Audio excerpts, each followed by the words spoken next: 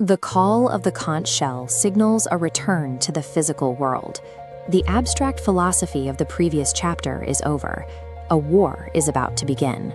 Krishna has just finished explaining the nature of the immortal soul to Arjuna, suggesting that true spiritual wisdom brings unshakable peace. Arjuna immediately spots a contradiction. If securing peaceful knowledge is the ultimate human goal, he asks why Krishna is urging him toward the dreadful action of a violent battlefield. When a career becomes a source of dread, or family obligations feel like a crushing weight, the urge to walk away feels like the only path to sanity. Arjuna is voicing the impulse to quit when the reality of duty becomes overwhelming. Retreating from responsibility in the name of spirituality often reveals itself as the oldest illusion in human history. Krishna counters by pointing out a physical reality. Literal inaction is impossible for any living being. The fundamental qualities of nature mandate movement.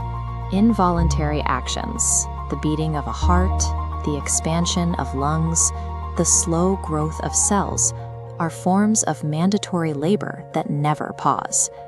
This verse identifies a specific failure, the mithyachara, or hypocrite. This is the person who restrains their body by force, while their mind continues to dwell on the very things they are trying to escape. They sit in outward silence while internally enduring the agony of unchecked anxiety, desires, and stress. Peace relies on a disciplined mastery over the actions we are forced to take, rather than the futile attempt to stop acting altogether. If we are forced to act, we must address how to work without being trapped by the stress and suffering that labor usually produces. The Gita identifies Yajna, or sacrifice, as the engine of right action. This isn't a religious ritual, but the cosmic law of selfless exchange. To take resources, safety, and wealth from society without contributing your own selfless duties in return makes you a thief to the natural order. This law requires personal authenticity. It is better to fail at your own natural path than to succeed at a role designed for someone else. True success is found in aligning your daily labor with the inherent cosmic exchange you were designed for, regardless of the results. This raises a macro-level question. If an enlightened person no longer has personal desires to fulfill, why do they continue to work so hard?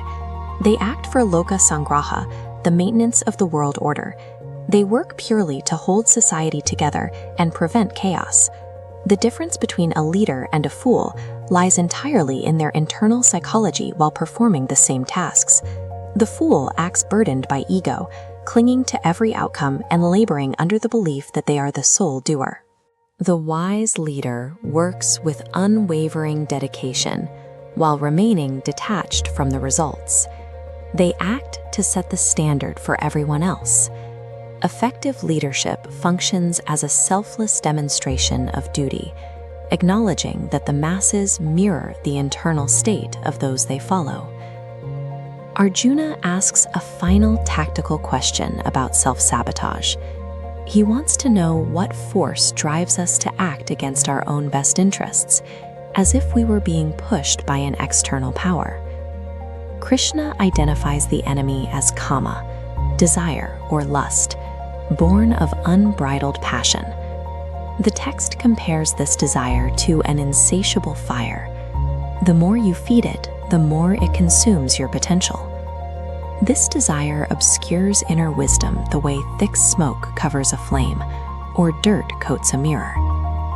The burnout and greed experienced at work stem not from the duties themselves, but from the insatiable hunger for specific results. You cannot fight desire at the level of the senses. To defeat an enemy inside the mind, you need a higher vantage point.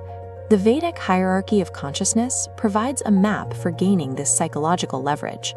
At the base are the reactive senses.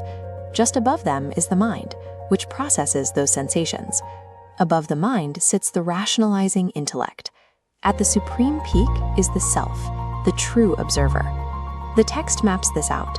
You gain the leverage to subdue the mind and intellect only by viewing them from the vantage point of the self. Karma yoga means surrendering actions to the divine, and letting go of the anxiety over the outcome. It is the ability to fight the daily battle from a place of profound inner stillness.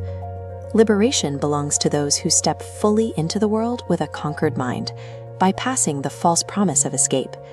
But accessing the specific knowledge required for this detachment is a story for the next chapter.